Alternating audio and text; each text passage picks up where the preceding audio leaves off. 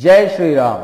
राष्ट्रीय स्वयंसेवक संघ के द्वितीय सरसंघ चालक परम पूज्य श्री माधवराव सदाशिवराव गोलवलकर उपाख्य श्री गुरु जी की जन्म शताब्दी वर्ष के पावन अवसर पर संघ विचार परिवार द्वारा देश भर में आयोजित हुए विशेष समारोहों में विश्व हिंदू परिषद अपने सृजनकर्ता को श्रद्धा सुमन अर्पित करने हेतु अर्धकुंभ के समय में तीर्थराज प्रयाग त्रिवेणी संगम के पावन तट पर तृतीय विश्व हिंदू सम्मेलन का आयोजन फाल्गुन कृष्ण नवमी, दशमी व एकादशी संवत 2063 युगाब्द 5108 तदनुसार दिनांक 11, 12 व 13 फरवरी 2007 को आयोजित किया गया।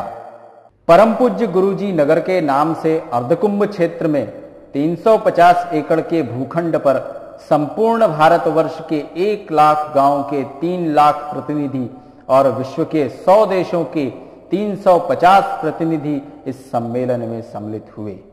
परम पूज्य गुरुजी नगर में 4-4 एकड़ के 60 नगरों का निर्माण किया गया। एक नगर में 5000 प्रतिनिधियों के निवास, भोजन व अन्य दैनिक आवश्यकताओं की व्यवस्था की गई। 1 माह के अल्प समय में प्रभु श्री राम की कृपा और कार्यकर्ताओं के अथक परिश्रम ने निर्माण कार्य को यथासंभव पूर्ण किया। 5 फरवरी 2007 की प्रातः से प्रतिनिधियों का सम्मेलन स्थल पर आगमन प्रारंभ हुआ। 10 फरवरी 2007 की सायंकाल तक 2 लाख प्रतिनिधि परम पूज्य गुरुजी नगर में उपस्थित थे। भगवान अपने भक्तों की परीक्षा सदैव लेता है। इस अवसर पर भी भगवान ने राष्ट्र भक्तों के धैर्य, अनुशासन व संकल्प की कठिन परीक्षा ली। 10 फरवरी 2007 की सायंकाल शुरू हुई वर्षा व हवा ने रात्रि 10 बजे से विकराल स्वरूप ले लिया। एक एक करके अस्थायी नगर गिरने लगे। नगरों के गिरने के कारण उत्पन्न विपरीत परिस्थितियों के पश्चात भी राष्ट्रभक्त प्रतिनिधि गुरुजी नगर के शिथिल तंबुओं में डटे रहे। पूरी रात्रि वर्षा होने के कारण गुरुजी नगर की संपूर्ण व्यवस्था चरमरा गई। 11 फरवरी 2007 अति प्रातः काल सम्मेलन व्यवस्था प्रमुखों के आकस्मिक निवेदन पर 2 लाख प्रतिनिधियों को गुरुजी नगर से प्रयाग नगर के सैकड़ों नगरवासियों ने अपने घरों में भी और प्रशासन ने विद्यालयों, धर्मशालाओं जैसे अन्य कुल 50 स्थानों पर यथासंभव स्थानांतरित करने व भोजन व्यवस्था का सफल प्रयास कर अयोध्या आंदोलन के स्वरूप को पुनः राष्ट्र के समक्ष प्रस्तुत किया। इस विपरीत परिस्थिति में भी राष्ट्रभक्त प्रतिनिधियों का अर्धकुंभ क्षेत्र स्थित परम पूज्य गुरुजी नगर में ही तृतीय विश्व हिंदू सम्मेलन को बिना संपन्न कराए अपने गांव को वापस नहीं जाने का संकल्प राष्ट्रभक्ति का जीवंत उदाहरण था।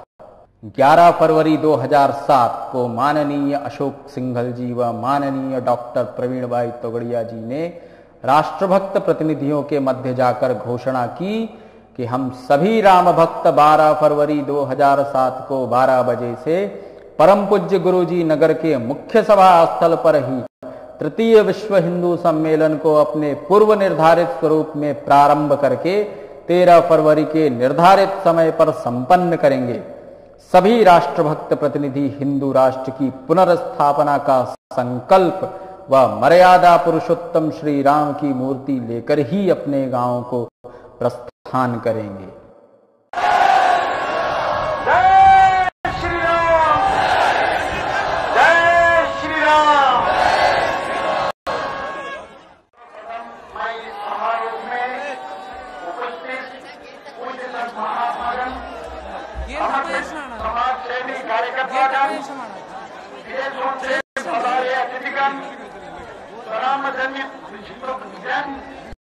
भारत माता की प्रतिमूर्ति रूप देवियों को प्रणाम करता हूं।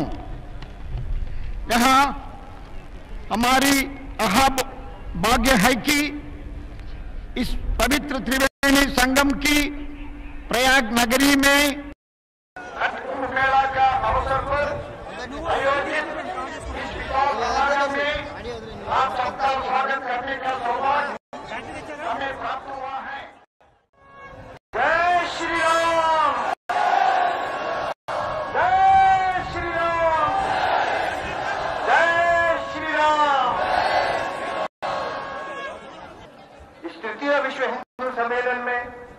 उपस्थित उद्घाटन सत्र के सभाध्यक्ष परम पूज्य ज्योतिष पीठाधीश्वर जगत गुरु शंकराचार्य स्वामी श्री वासुदेवानंद जी सरस्वती महाराज, राष्ट्रीय स्वयंसेवक संघ के हमारे सरसंघ चालक, मंच पर उपस्थित भारत की मौलिक एकता का साक्षात स्वरूप प्रकट करने वाला हमारा शीर्षस्थ धार्मिक नेतृत्व, हमारे प्राचीन संत परंपरा के गौरव मंडित पूज्य जगत गुरु आचार्य महामंडलेश्वर श्री महंत संत सन्यासी वैष्णव गुरुजन वैदिक जैन बौद्ध और सिख लिंगायत आदि साधना धारा के आध्यात्मिक साधक, कथाकार तथा प्रवचनकर्ता सभी के चरणों में मेरा सबने साष्टांग प्रणाम। भारत के लगभग 1 लाख ग्रामों एवं नगरीय बस्तियों से पधारे प्रतिनिधि बंधुओं, माताओं तथा इस सम्मेलन में पधारे प्रवासी भारतीय, आप सबका विश्व हिंदू परिषद के एक सेवक के नाते मैं हृदय से स्वागत करता हूं। केरल से कश्मीर तक तथा सौराष्ट्र से अरुणाचल तक विस्तीर्ण हिंदू राष्ट्र का साक्षात दर्शन हम सबको आज यहां पर हो रहा है।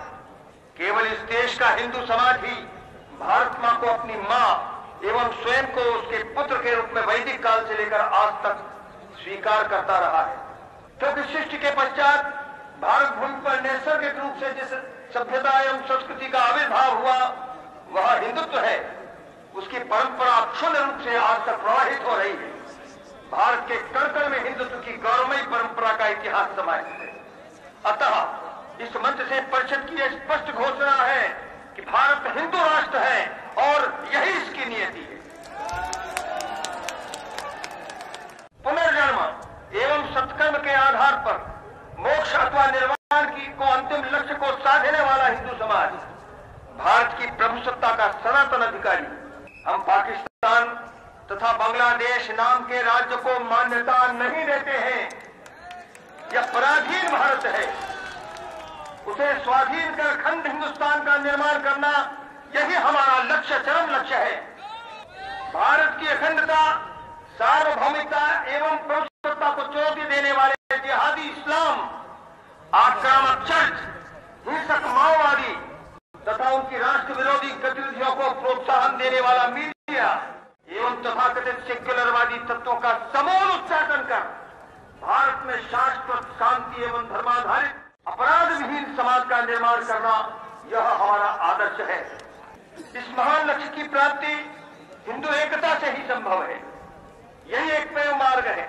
इस हेतु संपूर्ण भारत के ग्राम ग्राम में हिंदू एकता यात्राओं का आयोजन भारत की पवित्र भूमि में उत्पन्न और पोषित सभी पंथ संप्रदायों के अनुयायी युगांत 5109 सन 2007 की देवोत्थान एकादशी से, देवोत्थान एकादशी 20 नवंबर को पड़ती है और गीता जयंती तक करेंगे। ये गीता जयंती 20 दिसंबर 1 माह तक ये कार्यक्रम चलेगा। यह अर्धकुंभ के अवसर पर 12वीं धर्म संसद द्वारा दिया गया यह हमारा अगला कार्यक्रम है, हिंदू एकता यात्रा।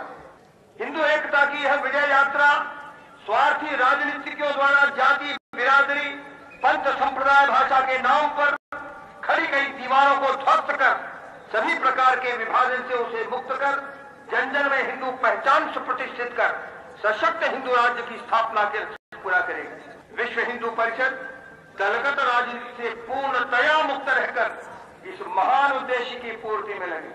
हम धर्मो रक्षति रक्षितः के सिद्धांत पर अटल हैं। भारत में 100 करोड़ हिंदू स्वाभिमान के साथ रहे, इसके लिए हिंदू राज्य की स्थापना आज की ऐतिहासिक अनिवार्यता है, जिसे हिंदू समाज प्राप्त करके ही रहेगा। भौतिक साधनों से संपन्न ईसाई शक्तियों के द्वारा धर्मांतरण हेतु भारत में 10 लाख चर्चों के निर्माण की योजना बनाई जा रही है। सारे भारत में रहने वाला हिंदू समाज इस चुनौती का सामना करने के लिए तैयार है।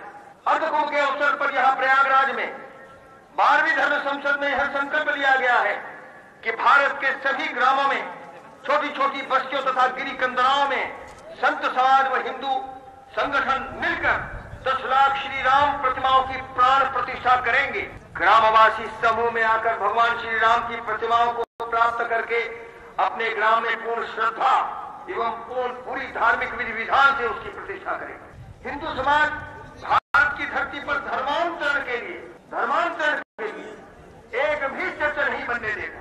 इस कार्य को 2008 की रामनवमी तक हिंदू समाज संपन्न करेगा। हिंदू समाज के संगठित बल पर ही यह पवित्र कार्य संपन्न होगा। आने वाले 3 वर्षों में निरक्षरता के महान कलंक को धोने हेतु 1 लाख ग्रामों में निःशुल्क एकल विद्यालयों की स्थापना कर एक नई चेतना का भारत में सृजन करें। केवल निरक्षरता दूर करने के लिए 20,000 विद्यालय इस पवित्र कार्य में आज लगे हुए हैं।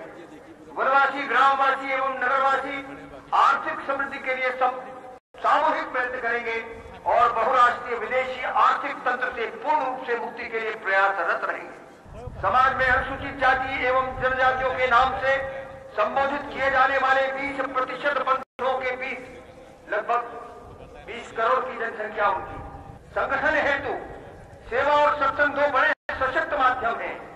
यही समाज हमारा रजोगुणी क्षत्रिय समाज है जो हिंदुत्व रक्षा के लिए आज भी जूझ रहा है। यह हिंदू एकता का सबसे बड़ा आधार रहा है और भविष्य में भी प्रबलतम माध्यम बनेगा।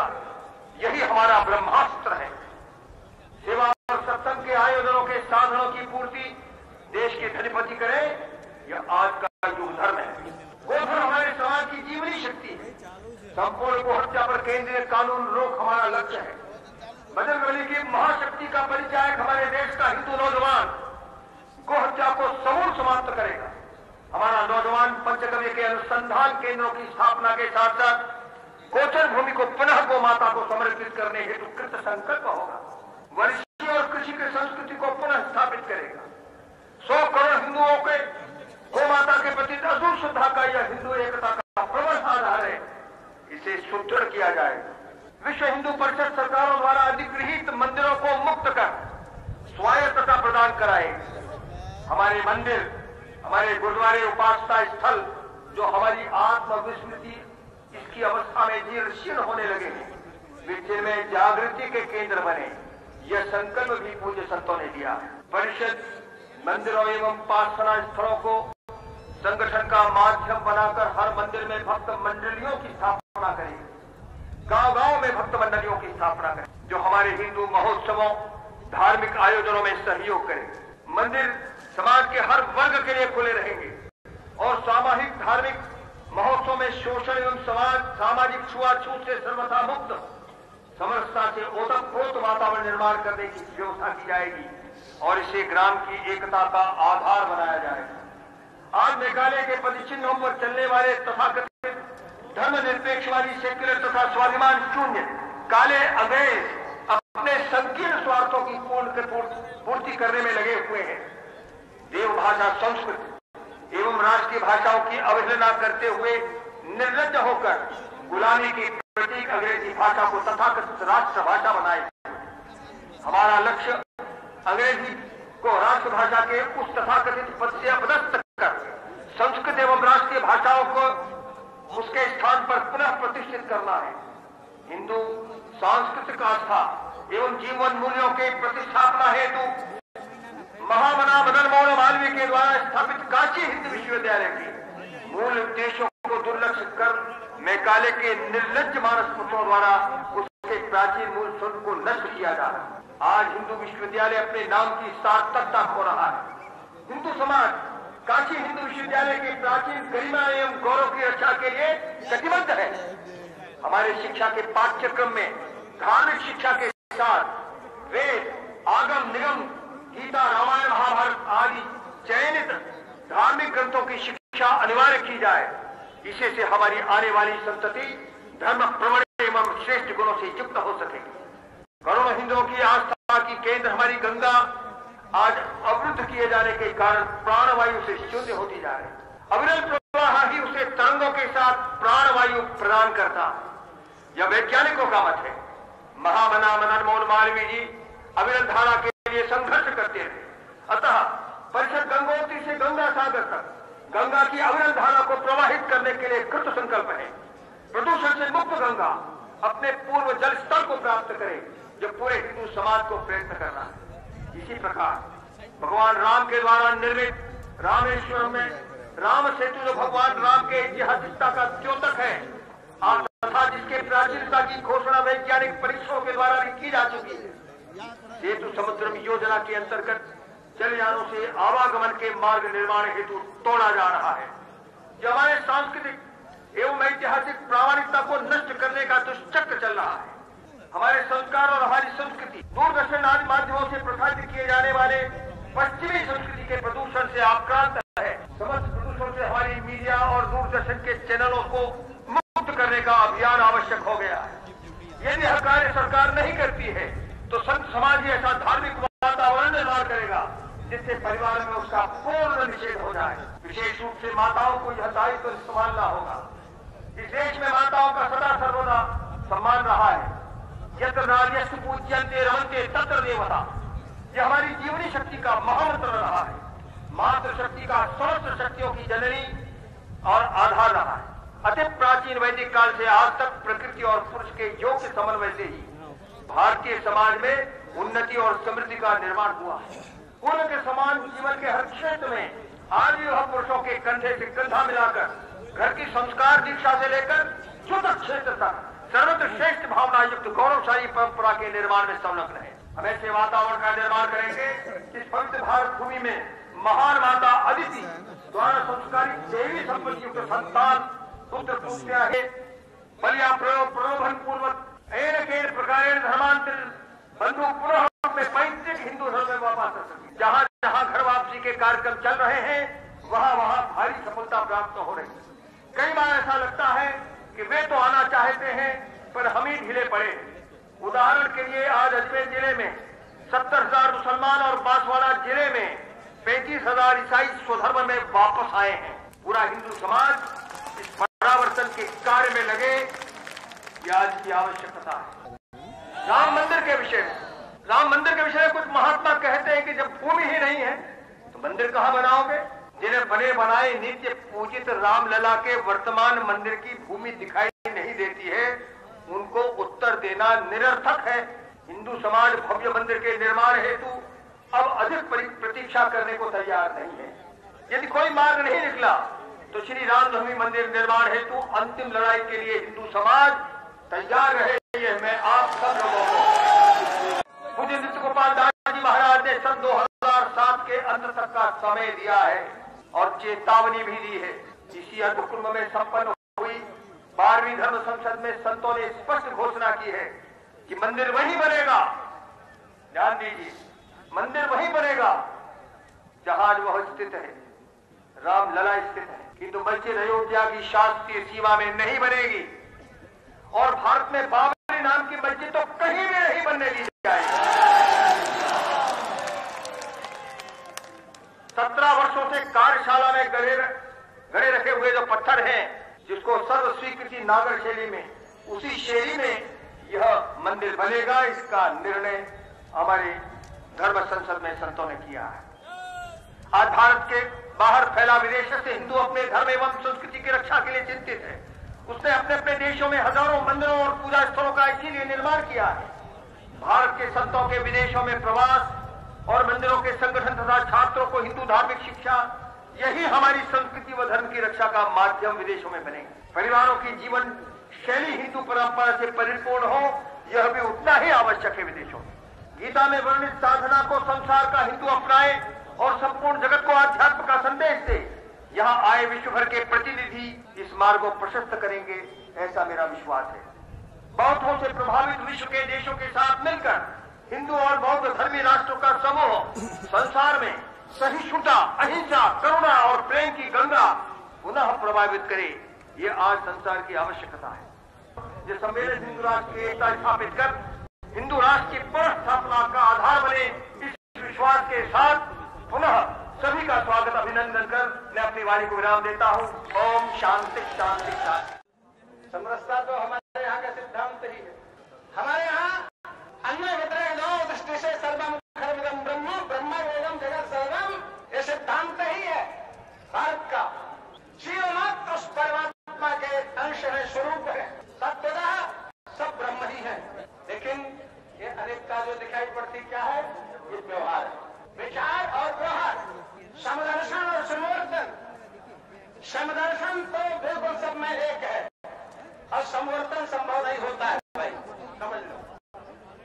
अगर यहीं पर अनेकता दिख रही, हमको अध्यक्ष बनाया गया, कोई संयोजक बना, कोई प्रवक्ता बना, कोई श्रोता बना है, कोई व्यवस्था कर रहा है, तो अनेकता तो दिखेगी। दिखने के लिए अनेकता है और विचार में एकता है। यही हमारी समरसता है, यही हमारी संस्कृति है और यही हमारा हिंदू राष्ट्र का एक सिद्धांत भी है। कहते हुए हम यही कहेंगे कि हिंदू राष्ट्र की जो भावना अब घोषित की गई, ये जन-जन में होना चाहिए, तभी हम अपने संस्कृति, संस्कार और भाषा के संबंध में अपनी विचारधारा को परिपक्व कर सकते हैं। जय श्री राम, जय श्री राम। भगवान ऋषभदेव ने अयोध्या में जन्म लिया जब भगवान राम ने जन्म लिया था, और उस पावन अयोध्या से यहाँ प्रयाग की भूमि पर आकर के जिन्होंने सर्वप्रथम दिगंबर जैन मुनि की दीक्षा धारण की वट वृक्ष के नीचे, और यहीं पर वट वृक्ष के नीचे जिन्होंने दिव्य ज्ञान की प्राप्ति की। अभी तक आप सुन रहे थे, सुनते रहे हैं, बच्चों का अपहरण होता है, पुरुषों का अपहरण होता है, इस प्रयाग में वट वृक्ष का भी अपहरण हो गया। उस वट वृक्ष के दिव्य दर्शन आम जनता को नहीं हो पाते हैं। आज वो पराधीन है, आवश्यकता है इस स्वाधीन भारत में उसको भी स्वाधीन कराने की। श्री अशोक जी सिंघल ने बहुत प्रयास किया है, बराबर प्रयास कर रहे हैं कि वो वट वृक्ष जिसके नीचे ऋषभदेव ने दिव्य ज्ञान प्राप्त किया था, जो सदियों से हमको उस दिव्यता का, पावनता का संदेश दे रहा है। हम सभी, आप सभी इस प्रयाग की पावन भूमि पर यहाँ से अपने जीवन को पवित्र बनाने का संकल्प लेकर के जाएं। हमारे में जो कमियां आ रही हैं, जो त्रुटियां आ रही हैं, जो व्यसन आ रहे हैं, उस जीवन को व्यसन मुक्त बनाने की आवश्यकता है। जब जीवन व्यसन मुक्त होगा तो निश्चित रूप से हमारे बुद्धि, सद्बुद्धि जागृत होगी, और जो हमारे संत ऋषि मुनियों ने हमें प्रशस्त मार्ग बताया है, उस पर चल करके हम धर्म की गंगा को चिरकाल तक प्रवाहित करके अपने इस जन्म को भी सुखी बनाएंगे और अपने परलोक को भी पावन बनाएंगे। जय महाराज। गंगा भागीरथी और त्रिवेणी के इस पावन संगम में आए हैं। सबसे पहले हम अपने परिवारों का संगठन करें। परिवार संगठित होगा, घर संगठित होगा तो राष्ट्र संगठित होगा, और अच्छे राष्ट्र, हिंदू राष्ट्र का ये देश हिंदू राष्ट्र तभी बन पाएगा। और घर परिवार को संगठित करने के लिए जो संगठन की धुरी है, वो एक हमारी मातृ शक्ति होती है, माँ होती है। माँ सारे परिवार को जोड़ करके रखती है। घर की धुरी, घर की कीड़ी तो एक मातृ शक्ति है। जय श्री राम।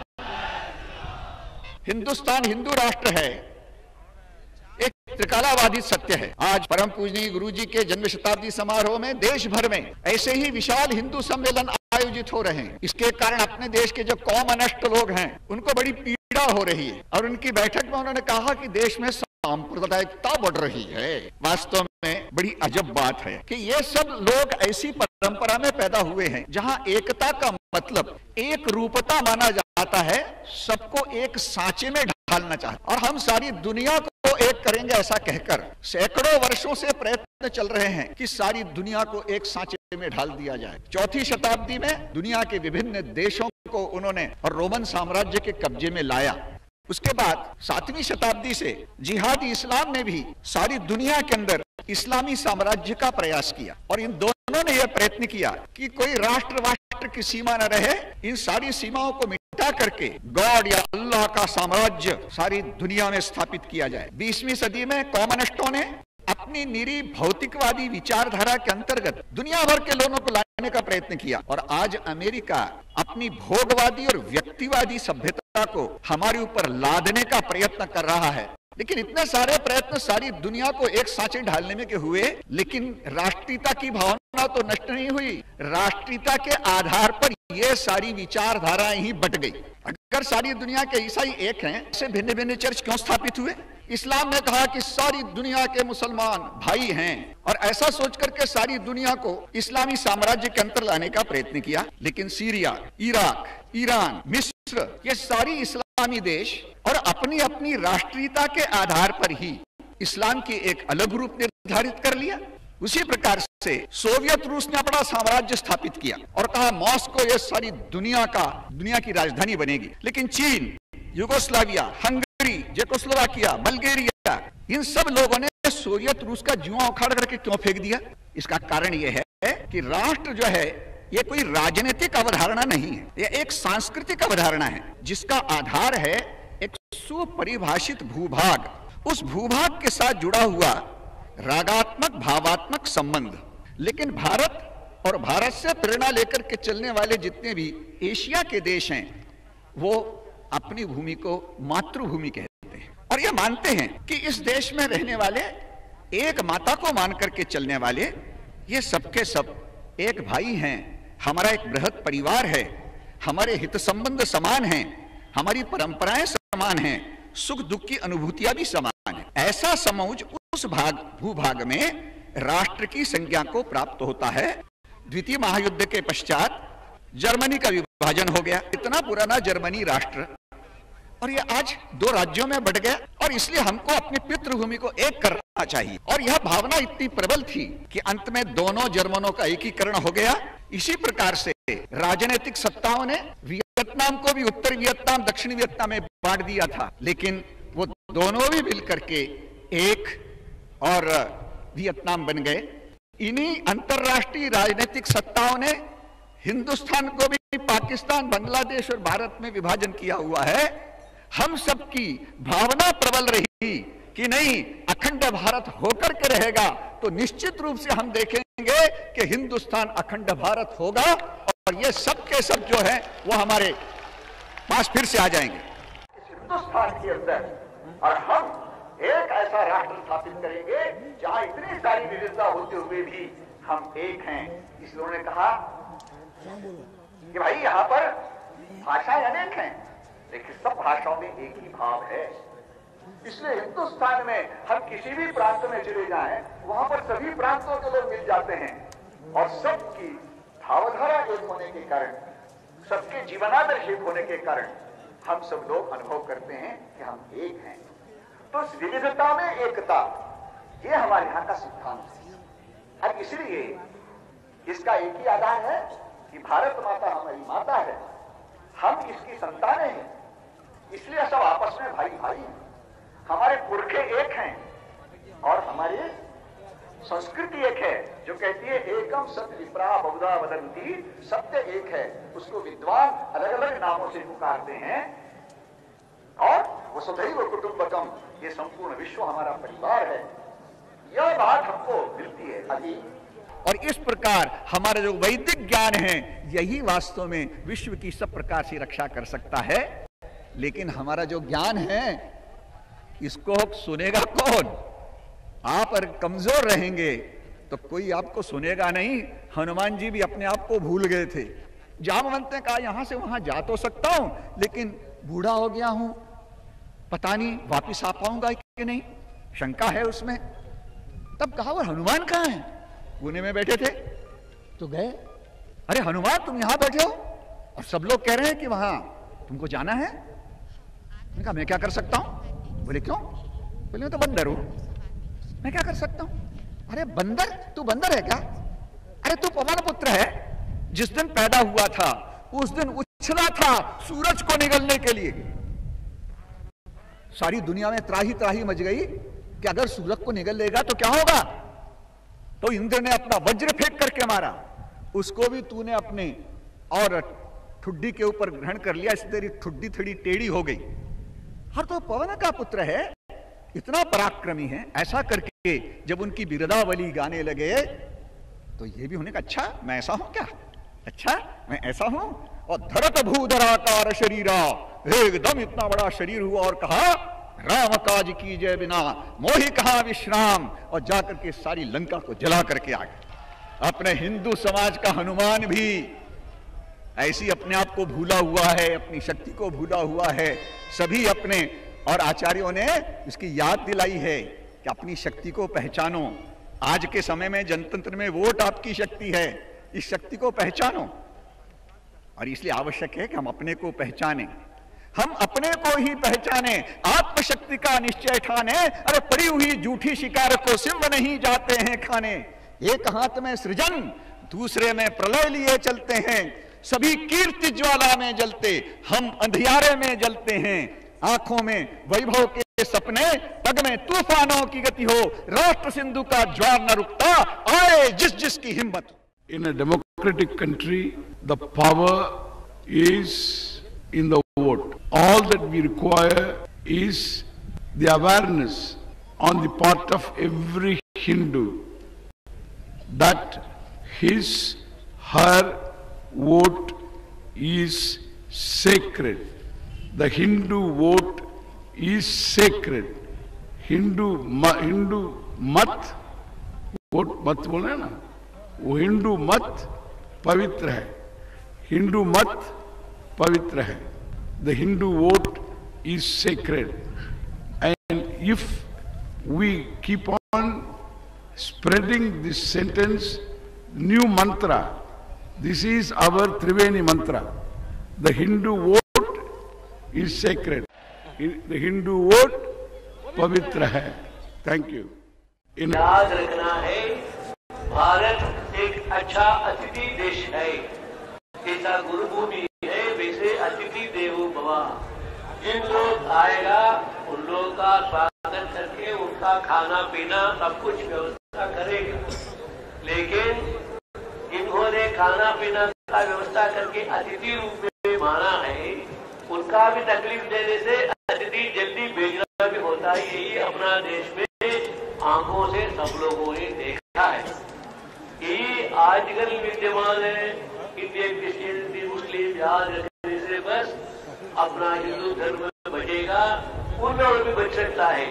नहीं उनसे दोनों का तकलीफ होकर के कल की भगवान का जल्दी आने का अवसर मिलेगा। उसके लिए विशेष का काम ज्यादा करना पड़ेगा। इसलिए इसका अवसर बिना सब लोग मूलभूत में हम लोग की हम लोग हिंदू है, जेनेटिक्स में हिंदू है, धर्म में दूसरा होने भी। इसलिए अपना संस्कार, अपना संस्कृति सब कुछ अपना हिंदू का ही मूलभूत रूप में है। अभी भी Indian, Christian, Indian Muslim, America जाने भी क्रिश्चियन, ब्रिटिश जाने भी क्रिश्चियन, गल्फ कंट्री में मुसलमान जाने भी गो बैक इंडिया ऐसे ही बोलेगा। अपना धर्म वाला है, साथ रहो, ऐसे कोई नहीं बोल सकता। फिर इतना समझ करके यहाँ तकलीफ देना, प्रचार प्रसार करना, परिवर्तन करना, धर्मवर्तन करना वो ठीक नहीं है। ये याद रखना है सभी लोगों ने। ये गंगा त्रिवेणी तट पर सब लोग संकल्प करके हमारा धर्म रक्षा के लिए हम लोग सभी काम करने के लिए, अपना धर्म रक्षा के लिए निश्चित है। ऐसे संकल्प करके घर जाया धर्मो रक्षति रक्षिता। जय जय शंकर, हर हर शंकर। बोलो हिंदू धर्म की, हिंदू राष्ट्र की, हिंदू समाज की, श्री राम जन्मभूमि की, श्री कृष्ण जन्मभूमि की, काशी विश्वनाथ की, हर हर महादेव।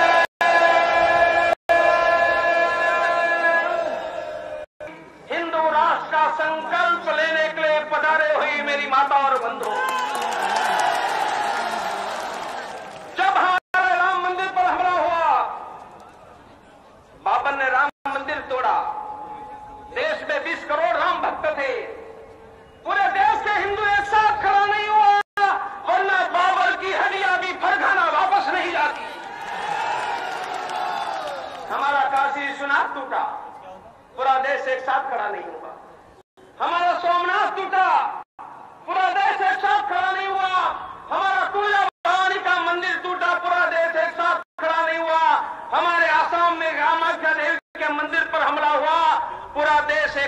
खड़ा नहीं हुआ। हम ये परिस्थिति खड़ी करने जा रहे हैं संतों के आशीर्वाद से।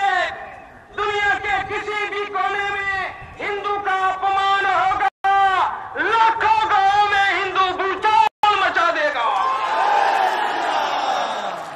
और यही हिंदुओं की रक्षा का कवच खड़ा करने के लिए आज भारत में 72,000 गांवों में विश्व हिंदू परिषद का काम खड़ा हुआ है।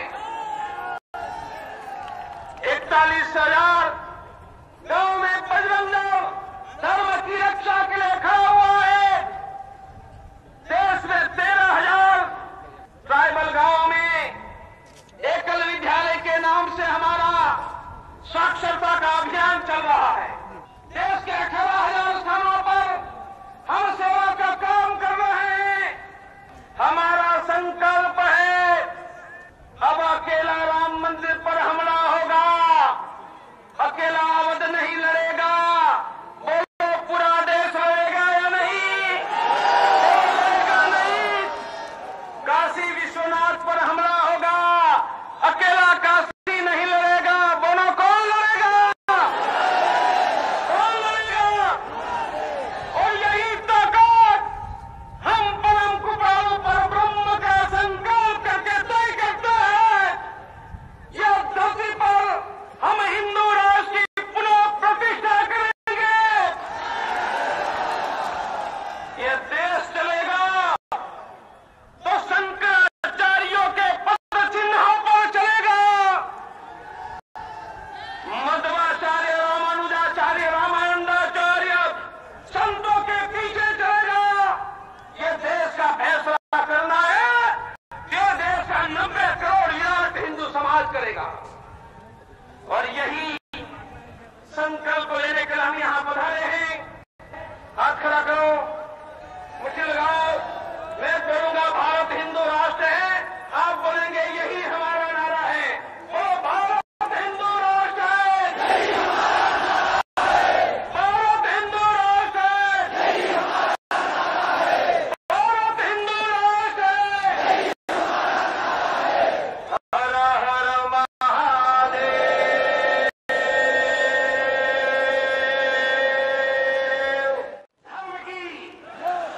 धर्म की अधर्म का प्राणियों में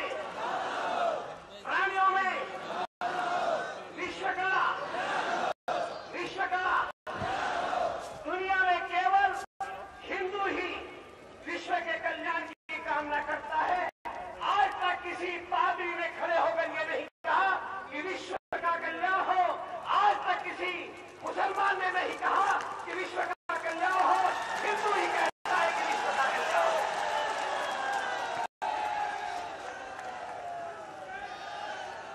गाय हमारी माता है। शेर का बच्चा जब जन्म लेता है तो दहाड़ता है। घोड़े का बच्चा जब जन्म लेता है तो हिनहिनाता है। बकरी का बच्चा जब जन्म लेता है तो मिमियाता है। मनुष्य का बच्चा जब जन्म लेता है तो रोता है। संसार में केवल मात्र गाय एक ऐसा जीव है जिसका बच्चा जन्म लेने से मां कहकर पुकारता है। मां शब्द कहीं से आया है तो गाय के मुख से आया है। मां शब्द प्रतिष्ठित हुआ तो गाय के मुख से प्रतिष्ठित हुआ है। गाय हमारी मां है। सब कुछ सह सकते हैं तो गौ माता का अपमान नहीं कर सकते। इसलिए निवेदन करना चाहता हूं मेरे मित्रों, गाय से दूध, घी, गोबर, गौमूत्र, इन पंचगव्य से औषधियों का निर्माण हो रहा है।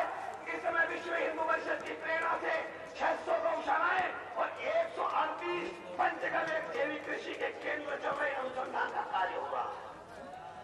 गाय के मूत्र में कैंसर को रोकने की अपूर्व क्षमता है। दुनिया में किसी के पास कैंसर को रोकने के लिए गौमूत्र का पेटेंट नहीं, केवल अपने संगठन भारतीय गौरक्षण संवर्धन परिषद के प्रकल्प गोविकर्ण अनुसंधान केंद्र के पास है। दुनिया में किसी के पास ये पेटेंट नहीं है। हमारा विजय का क्रम प्रारंभ हो गया है। गाय के मूत्र से औषधियों का निर्माण, कीट नियंत्रकों का निर्माण, फसल रक्षकों का निर्माण होता है। बायोगैस से बिजली और बिजली बनाकर हमने सरकार के सामने सिद्ध कर दिया कि बायोगैस से बिजली बन सकती है।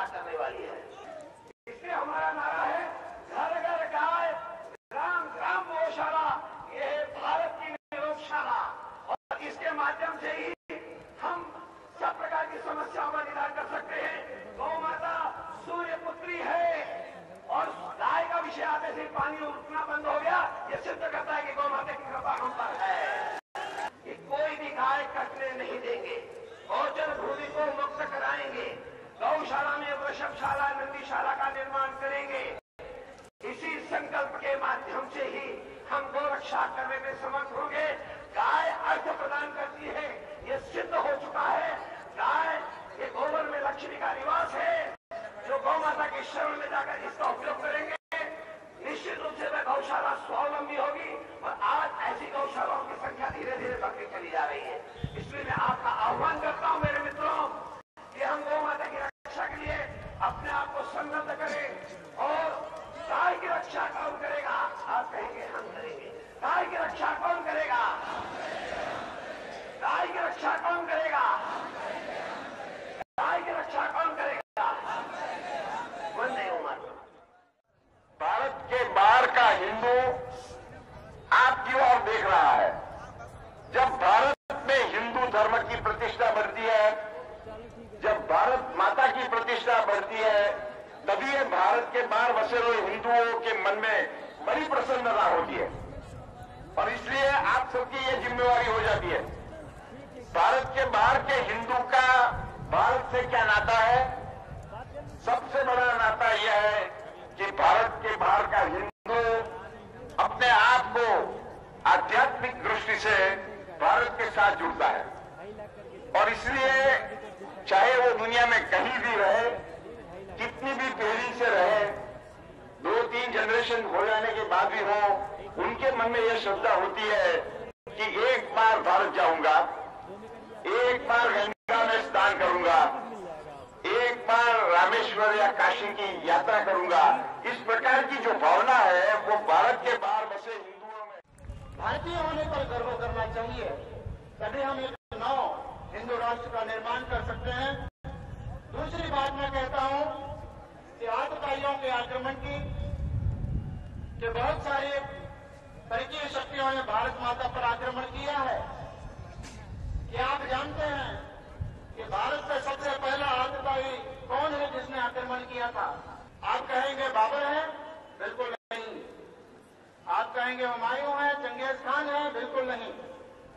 इसके लिए हमें 5000 वर्ष पूर्व के इतिहास में जाना होगा, जब महाभारत के पवित्र जंग के अंदर, युद्ध के अंदर परकीय शक्ति से एक आतताई को मंगाया गया था जिसका नाम था कालयवन, जो दुर्योधन के प्रयत्नों से हमारे इस देश की धरती पर युद्ध करने के लिए आया था। अधर्म का युद्ध। उस कालयवन का अंत किस प्रकार हुआ? कृष्ण भगवान ने एक ऐसी रणनीति बनाई कि जिस रणनीति के तहत उन्हें श्रम लाना नहीं पड़ा।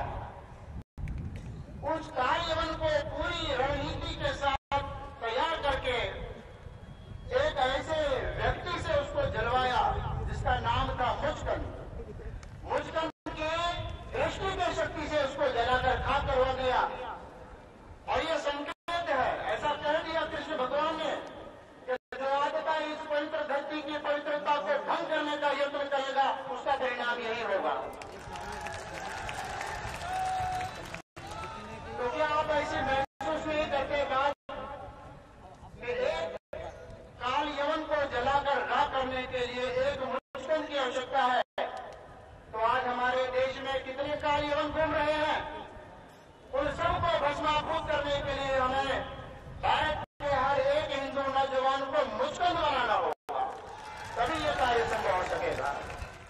हिंदू राष्ट्र के अनुयायियों से मेरा एक ही अनुरोध है, हम निराश नहीं हैं, क्योंकि जो सनातन नहीं मिटा लंकेश की तलवार से, जो सनातन नहीं मिटा कंस की हुंकार से, वो सनातन क्या मिटेगा आज की सरकार से। सनातन संस्कृति की जड़ें बहुत गहरी है, लेकिन उसके लिए अपने संकल्पों के जल से आपको चूचना होगा। किसी दूसरे को दोष देने से पहले हमें आत्मविश्लेषण की भी आवश्यकता है। आज अगर हमारी दुर्दशा हुई है तो वो हमारे अपने कारण हुई है। दिल के फफोले जल उठे सीने के दाग से, घर को आग लग गई घर के चिराग से। इसलिए अपने मानसिंह जयचंदी प्रवृत्ति के अपने ही कपूतों से आपको सावधान रहने की जरूरत है। राम जन्मभूमि पे भव्य मंदिर का निर्माण हो, बाबा विश्वनाथ के मंदिर का उद्धार हो और कृष्ण जन्मभूमि आतताई आतंक से मुक्त हो, उसके लिए आप सबको संगठित होकर रौद्र रूप को धारण करने की आवश्यकता है। राम जन्मभूमि पे मंदिर के निर्माण के बिना हम कार सेवकों के रक्त के हमेशा ऋणी रहेंगे और उनका ऋण लेकर पाना हमारे लिए मुश्किल हो जाएगा। तो सरदार वल्लभ भाई पटेल, सुभाष जी, नेताजी जैसी परंपरा और परम पूज्य गुरु जी के उस सत्य संकल्प को पूरा करने के लिए हिंदू जाति को मेरा इतना ही अनुरोध है कि जातीय भेदभाव से ऊपर उठिए, अपने स्वजन अपने सहोदरों को आलिंगन में बांधिए, किसी विधर्मी के षड्यंत्रों को परवान होने मत दीजिए। अगर पाकिस्तान कहता है कि कश्मीर के बिना पाकिस्तान अधूरा है, तो तुम भी सिंह गर्जना करो कि पाकिस्तान बांग्लादेश के बिना हिंदुस्तान भी अधूरा है। अगर आप इस मंच पे बैठे संतों के हृदय की बात जानना चाहते हो तो वो यही है कि लोकसभा बसंती चोला पहन के जिस दिन आएगी, गली गली मेरे भारत की वृंदावन बन जाएगी। इसलिए इस देश के अंदर यह जो लोकतांत्रिक प्रक्रिया है उसके मुताबिक वोट बैंक, अपने वोट अपने मत, वो कहां जाएगा और वो कैसे संगठित रूप से जाएगा, इस बात का निश्चय करो। इस वर्ष परम पूज्य गुरु जी का जन्म शताब्दी वर्ष रहा। मेरे हृदय में एक ही सूत्र गूंजता रहा। गुरु जी कहते थे, निष्क्रियता सभी श्रेष्ठत्व को नष्ट कर देती है। इसलिए सज्जनों, सक्रिय हो देश के लिए, समाज के लिए, राष्ट्रीयता के लिए और भारतीय गौरव की पुनः प्रतिष्ठापना के लिए मेरे साथ मुट्ठी बांधिए, हाथ खड़ा कीजिए। इस संकल्प के साथ सभी लोग, जैसे परम पूज्य संतों ने कहा कि हमारा किसी से शत्रुता का कोई मतलब नहीं है, सब हमारे अपने हैं, लेकिन ये बात निश्चित है कि भारत माँ के प्रति अपनी प्रतिबद्धता व्यक्त करने वाला ही भारत की धरती पर रह पाएगा। और हिंदू चाहे मुसलमान, जिसको इस देश से प्यार नहीं, तो फिर उसको इस देश में रहने का कोई अधिकार नहीं। और मेरे साथ दोहराइए, बोलिए, जन्म जहां पर हमने पाया, जन्म जहां पर हमने पाया, अन्न जहां का हमने खाया, अन्न जहां का हमने खाया, वो है प्यारा देश हमारा, वो है प्यारा देश हमारा। इसकी रक्षा हम करेंगे, इसकी रक्षा हम करेंगे। सारे देश से आए लोगों के उस प्रतीक्षा को, उस तत्व को मैं प्रणाम करती हूँ। इसलिए आप साधुवाद के पात्र हैं।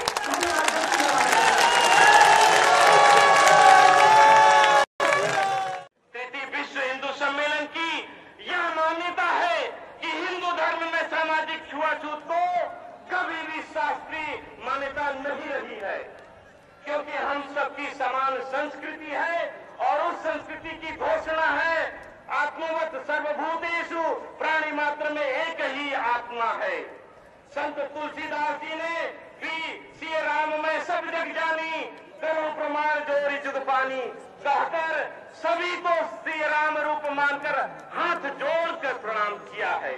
भारत का दर्शन सर्वत्र प्रभु दर्शन करता है और हिंदू समाज में कोई भेदभाव कैसे मान्य हो सकता है।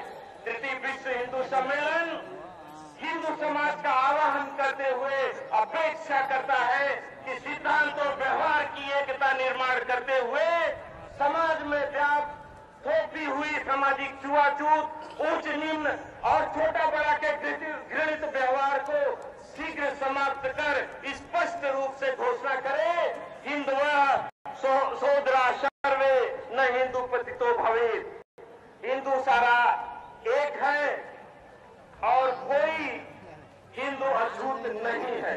हमारे मंदिरों, यज्ञशालाओं और घरों तथा संस्थाओं के सभी के द्वार सभी के लिए, समाज बंधुओं के लिए तो खुले ही हो, साथ ही संपूर्ण हिंदू समाज अपने समाज के सभी घटकों को मंदिर प्रवेश और दर्शन करने का प्रबंध करे, क्योंकि हम सब एक ही माँ की संतान हैं। हम अपने घरों में कौन से चित्र लगाते हैं? जो चित्र हम घर में लगाएंगे, स्वाभाविक बालक वही पूछेंगे ये किसका चित्र है, हम उसको बता सकते हैं। आज हम आधुनिकता के नाम पर हमारे राष्ट्र पुरुषों के चित्र घर में लगाना भूल गए हैं और इसीलिए हमारा घर जो होगा वो हिंदू घर होगा। हिंदू परंपरा का संस्कार देने वाले ऐसे महापुरुष और ऐसे महिलाओं के, ऐसे बालकों के चित्र हमारे घर में आने चाहिए। इस मधुर सम्मेलन में हम सब मिलकर ऐसी प्रतिज्ञा करें कि मेरा घर हिंदू घर, मेरे घर में हिंदू हितों की स्थापना होगी, तभी यह राष्ट्र हिंदू राष्ट्र बन सकता है। धन्यवाद। जय श्री राम, जय श्री राम, जय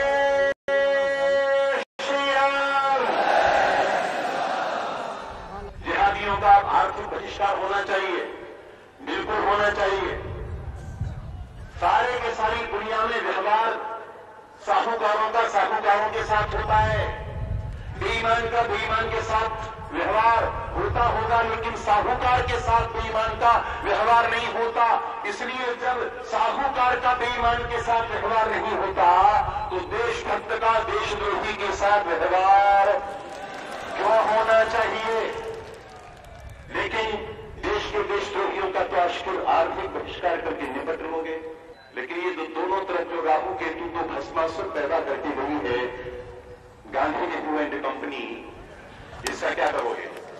ये जो चिकनगुनिया के और डेंगू के मच्छर निरंतर दोनों स्थानों पर पैदा हो रहे हैं और लगातार हम पर आक्रमण कर रहे हैं, इसका क्या इलाज है?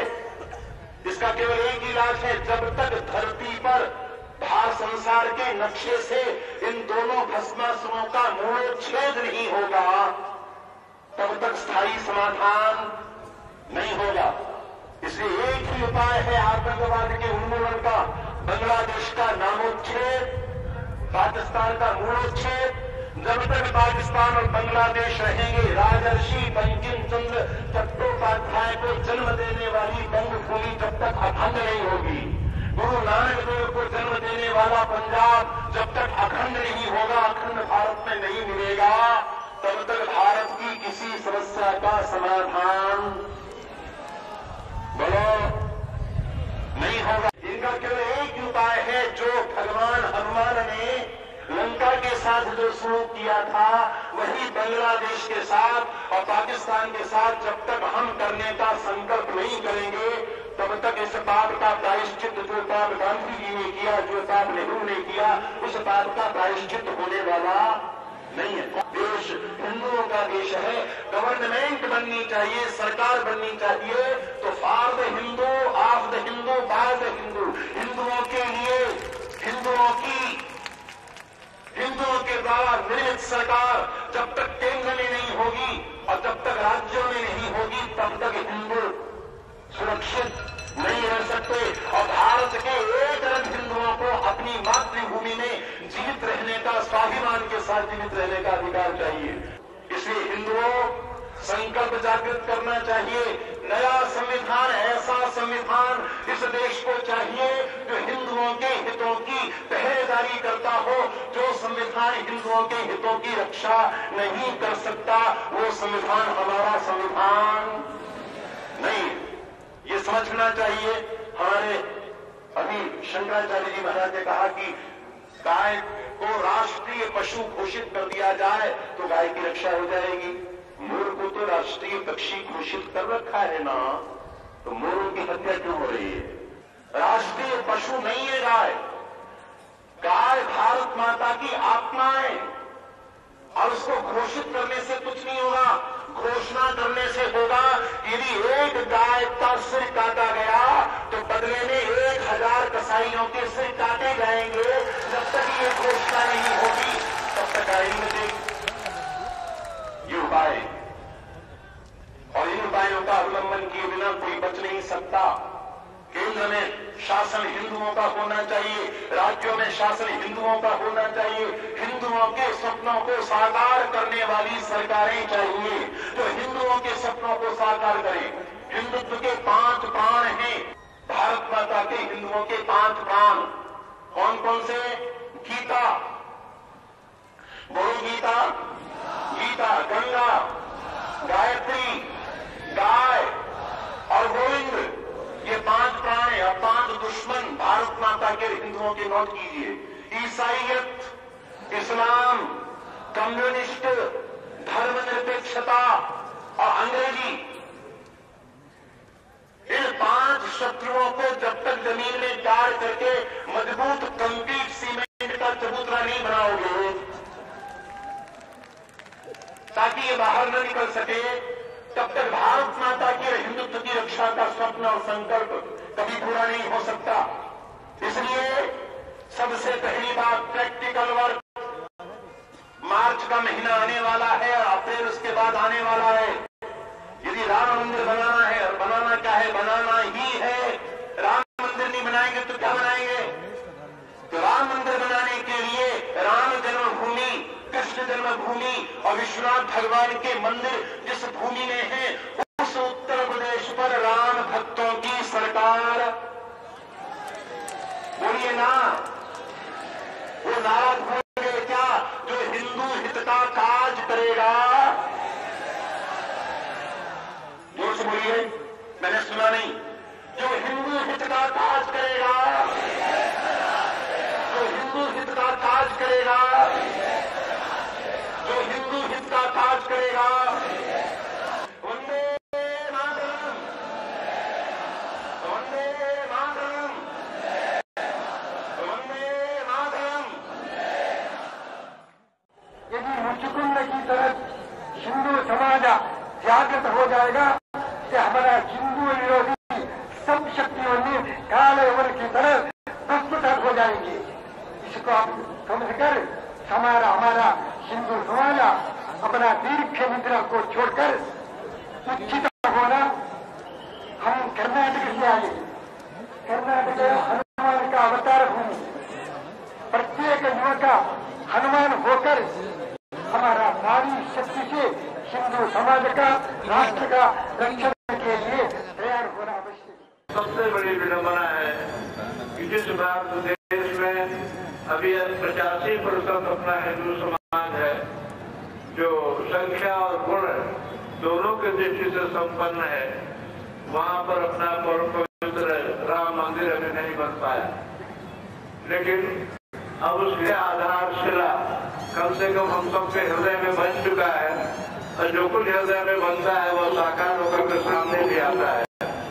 इसलिए हम लोग भविष्य के लिए निश्चित हैं कि ये जो हमारे अस्मिता का प्रतीक है, धर्म का प्रतीक है, गरिमा का प्रतीक है, ऐसा यह राम मंदिर अवश्य ही फिर अपने अस्तित्व में शीघ्र ही आएगा। ये हम सबके लगन का, पुरुषार्थ का, निष्ठा का एक प्रतीक होगा। इन्हीं शब्दों के साथ मुट्ठी बांध के बोलिए जय श्री राम, जय श्री राम। और ये मुट्ठी हनुमान जी की हो। मुट्ठी का मार ताई का पिहानी, रुधिर बमत धरनी धनमन। एक घूसा पड़ा कि नाक में से, मुंह में से खून गिरने लगा। इस देश की सत्ता को भी यदि कोई पिशाचिनी बनकर अपने द्वारा संचालित करना चाहती हो, तो आप सब हनुमान के भक्त बनकर रुद्री धनमनी का प्रयोग करना। अगर हमारे यहाँ अतिथि आए तो हम उसका आदर करते हैं। वनवासी बंधुओं को कहा है, आप भी उन सबको कहिए और आप भी आदर करिए। यदि कोई ईसाई बंधु आपके कुटीर पर आए तो उसको गुड़ दीजिए, पानी पिलाइए और कहिए कि हम हिंदू हैं इसलिए आतिथ्य धर्म का पालन कर रहे हैं।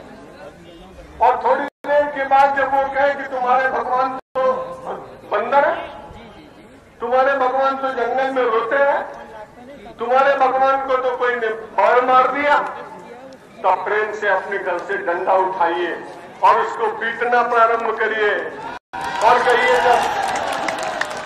ये कहिए कि जब आए थे तो अतिथि धर्म का पालन किया था, जब आपने मेरे धर्म का विरोध करना प्रारंभ किया तो आतताई को पीटना भी मेरे धर्म में लिखा है और मैं उसका पालन। मित्रों, मित्रता के समाचार छपते नहीं। ये मीडिया वाले बंधु मेरे बड़े अच्छे हैं।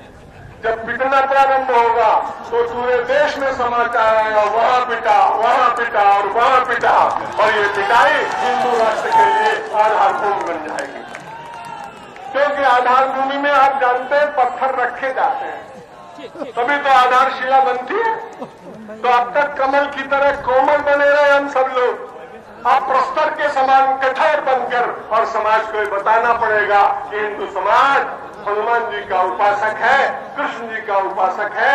आवश्यकता पड़े तो द्रोणाचार्य को मानता है, आवश्यकता पड़े तो भीष्म पितामह को पटकता है, और आवश्यकता पड़ेगी तो इस देश के देशद्रोहियों और राष्ट्रद्रोहियों को भी उसी का सामना करना पड़ेगा और उसी मार्ग पर हम सब लोग चले।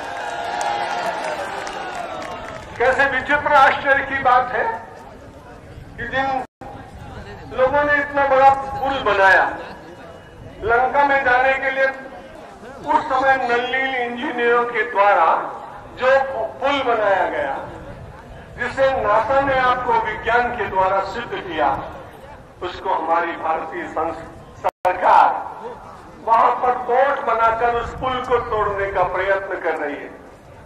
क्षमा करिएगा, इस सरकार का काम ही है सेतुओं को तोड़ना और विघ्न करना, ये जोड़ना जानती नहीं। इसलिए मेरा आप सबसे निवेदन है कि सबको पत्र लिखिए कि हमारे सेतुबंध रामेश्वर के उस पावन प्रतीक को नष्ट करने का प्रयत्न नहीं होना चाहिए। उसका रक्षण कर सके तो अच्छी बात, लेकिन जैसा बना हुआ है पुरातत्व की दृष्टि से उसका रक्षण होना चाहिए। मैं आपसे निवेदन करूंगा कि हम सब लोगों को जो संदेश दिया गया है, मालवीय जी का वो संदेश सबको 2 पंक्तियों का याद करा दिए। ग्रामे ग्रामे सभा कार्या, ग्रामे ग्रामे कथा शुभा, पाठशाला मल्लशाला प्रतिपर्व महोत्सव। हर गांव में मल्लशाला हो। आज उसका स्वरूप बदल गया है। बड़े विश्वास के साथ कह सकता हूं कि पूजनीय डॉक्टर साहब गेवार जी ने राष्ट्रीय स्वयंसेवक संघ की स्थापना न की होती और मेरे परमाराध्य परम पूज्य श्री गुरु जी, ये उन्होंने 33 वर्ष तक 65 बार घूमकर भारत की परिक्रमा न की होती और हजारों शाखाओं पर जाकर स्वयंसेवकों ने भारत माता की उपासना न की होती और सैकड़ों प्रचारकों ने अपना जीवन दान न किया होता, तो आज हिंदू समाज और पतित हो जाता। इसलिए बहुत बड़ा पुरुषार्थ है राष्ट्रीय स्वयंसेवक संघ का। इसलिए ग्रामे ग्रामे सभा कार्य का मतलब ग्राम ग्राम में शाखा लगाए, बौद्धिक हो, शारीरिक कार्यक्रम हो, मिलन हो। दीपावली और होली के उत्सव में हम परिगणित बंधुओं को बीच में जाकर भोजन करें, उनको भोजन कराएं, उनको साड़ियां बांटें, उनको वस्त्र दें और समरसता का ऐसा स्वरूप बन जाए कि पूरा हिंदू समाज ऐसा सुदृढ़ हो कि उसको कोई तोड़ने का प्रयत्न करे तो उसका माथा भले टूटे पर हिंदू समाज का यह जुड़ा हुआ संगठित स्वरूप न टूटने पाए। पर मेरा निवेदन इतना ही है कि हम सब लोगों को रामेश्वर सेतु के रक्षण के लिए प्रयत्न करना चाहिए। गाय माता का रक्षण करना केवल नारे से होगा नहीं, इसलिए एक गांव 5-5 गांव मिलकर सहकारिता के द्वारा गौ सेवा का कार्य प्रारंभ करें और उसके द्वारा गौ माता का आशीर्वाद प्राप्त हो। हनुमान जी महाराज की वो बात हरदम याद रखें, जिन मुहि मारे तिन में मारे और तापर बांधस तने तुम्हारे। अब पीटना नहीं है और स्वयं अपने वार किसी को मारना नहीं है, लेकिन यदि कोई एक मारे तो 4 जरूर उसको देना है प्रसाद में, क्योंकि हम सब लोग प्रसाद बांटने में बड़े दक्ष और अभी तक पंजीरी का प्रसाद बंटता रहा है। अब मुठिका मार का प्रसाद बंटना चाहिए। देखिए समाज खड़ा होगा, निश्चित रूप से खड़ा होगा, समरसता आएगी और पूरा समाज न कोई यहाँ ब्राह्मण क्षत्रिय वैश्य शूद्र व्यवस्था की दृष्टि से भले हो, लेकिन प्रेम की दृष्टि से सारा हिंदू सब भारत माता के पुत्र और पुत्रियां हैं। मैं अशफाकुल्लाह का सम्मान करता हूँ, मुसलमान था। मुसलमान जाति से मेरा कोई विरोध नहीं, लेकिन आश्चर्य होता है लोकसभा पर आक्रमण करने वाला अफजल और प्रतीक्षा कर रहा है तो उसको माफी दी जाएगी। यदि मुझे कोई प्रधानमंत्री 10 मिनट के लिए बना दे तो मैं संगम के किनारे खड़े होकर उसको गोली मार दूं। इसलिए मुझे लगता है कि इस समय शौर्य की बात आई है। पूरा शौर्य से मंडित समाज हनुमान की उपासना, उनकी नामोपासना, उनके द्वारा गरीबों की सेवा, इस समय हमारे आदर्श राम मंदिर को स्थापित करने के लिए हनुमान जी होने चाहिए। बड़ी विनम्रता पूर्वक मैं प्रवचन करता नहीं हूँ, मैं पूजा करता हूँ। आप लाखों मेरी प्रतिमाएं हैं, आपने मेरे पुष्पों को स्वीकार किया है। मेरे भगवान, मैं आपको प्रणाम करता हूँ और अपने शब्दों को विराम देता हूँ। धन्यवाद।